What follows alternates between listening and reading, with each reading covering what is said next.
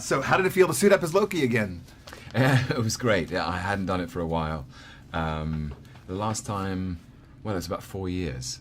So it was kind of amazing to get back in the habit and play the Lokester. Yeah.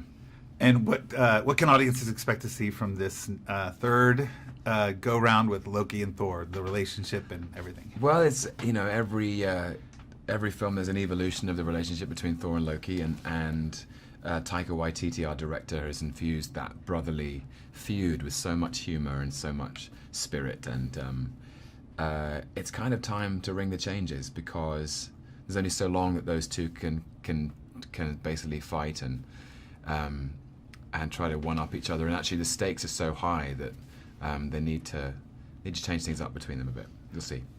Tell us about Loki's blades in the training with that. Well, yeah, it's interesting. Loki, when I was first cast as Loki 8 years ago now, we decided that when Loki was in combat, he would have these sort of magical blades that he could make appear at any time. And there's a fight in the first film, but because of his staff, which has become quite crucial in the Marvel Universe, in Avengers, I haven't fought with the blades for a bit, so it was nice in a way to come back to that. And we had amazing stunt coordinator and fight directors and a whole great stunt team we used to train with all the time. Ben, what's Ben's last name? I feel terrible for forgetting Ben's last name, but he was our stunt director. He was great, yeah. Good old Ben. Perfect. So Tessa, first go round. Yeah. First go round, first time MCU. How was it? Daunting? Easy? Good? No, I wouldn't say easy. I would say, these films present a world of challenges, but ones that I was really eager to tackle. Just the physicality and learning how to wield a sword and to gain muscle mass, and the challenges of working, on green screen and having to create this whole world, with imagination, all of that stuff. But, it's daunting, and that's why it's fun, I think, at least for me. What as an actor did you have to wrap yourself around to get that inner warrior spirit for Valkyrie? Goodness, I think just really working on the physicality and feeling sort of confident and strong when holding a sword, and getting stronger myself, just doing pull-ups.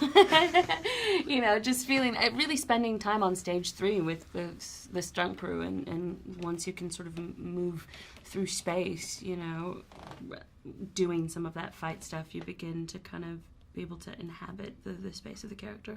And then, of course, so much of the universe is created for you just with costume and what's happening around you. So it's, you're not doing it on your own. So playing such a strong female character in the Marvel Universe is always looked at as you're going to be a role model. You're going to be looked up to by little girls. Tell me what that feels like. Yeah, it feels tremendous, and hopefully not just by little girls, by boys too. I think it's important that boys look at female characters and think it's something that they would like to aspire to be. I think that's really important. And I have the added benefit, I think, of being able to present a character that wasn't necessarily historically represented this way. And so there's a host of young women that look like me, and their mothers write me and say, we're so happy that our little girl gets to see a woman that looks like her on screen. I certainly never thought that I would be in a film like this playing a superhero, and I think some of that has to do with the fact that I didn't grow up watching a superhero that looks like me. So that's a joy. And now this is both of them, so if we can open it up so we get both of them in the camera. And I apologize, I shouldn't have said just little girls. Everyone should look up. So tell me your favorite, I know it's practical sets and green screen. What was your favorite set to work on during filming? You want to jump in with that? I really like the Hulk suite, which you weren't. I didn't spend any time in the Hulk Hulk suite. Oh, you were in my apartment though. That was cool. Was it your apartment? Yes. Yeah. I mean, in the set, in my set apartment. Yeah. Valkyrie, Scrapper 142 or Val has an apartment on Sakaar. Loki ends up there in chains.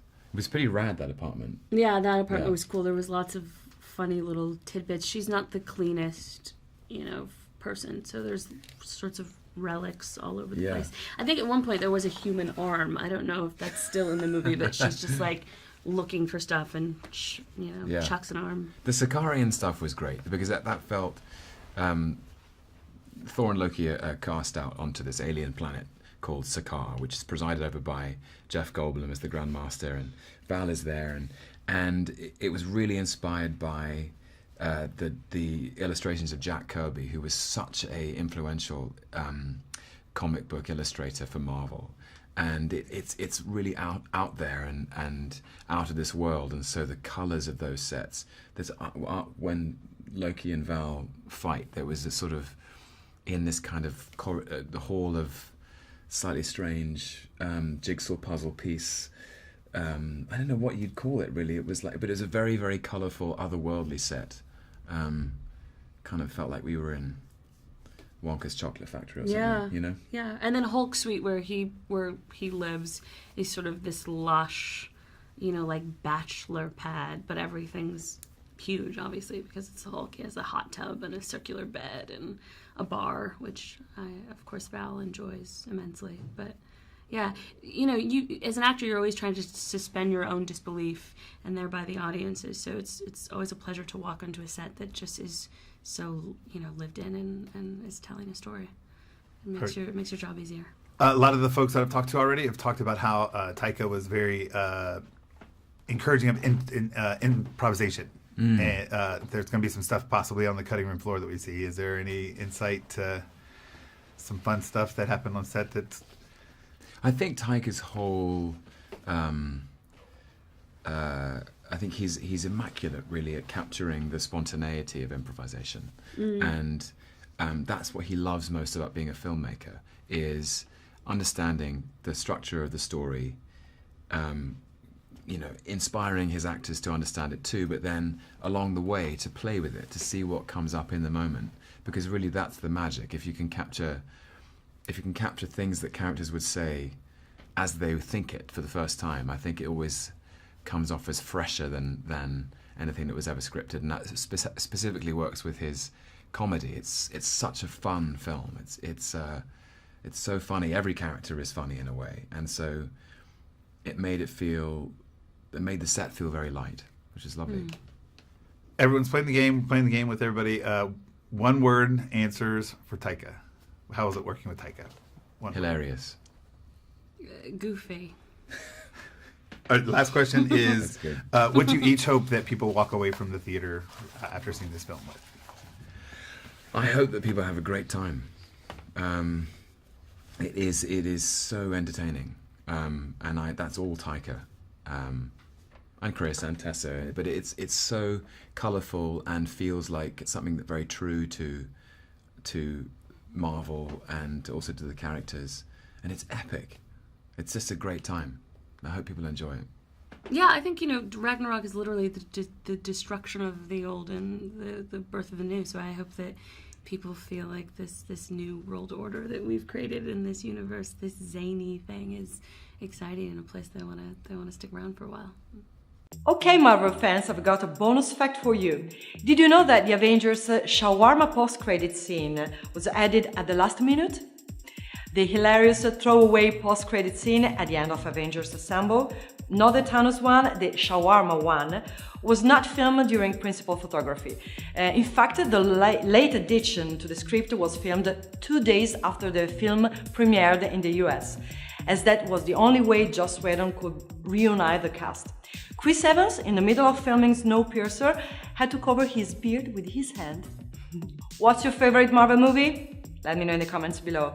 To watch more cool videos like this, the moment they are online, click on the subscribe button now, and don't forget to also click on the notification bell as well. See you next time!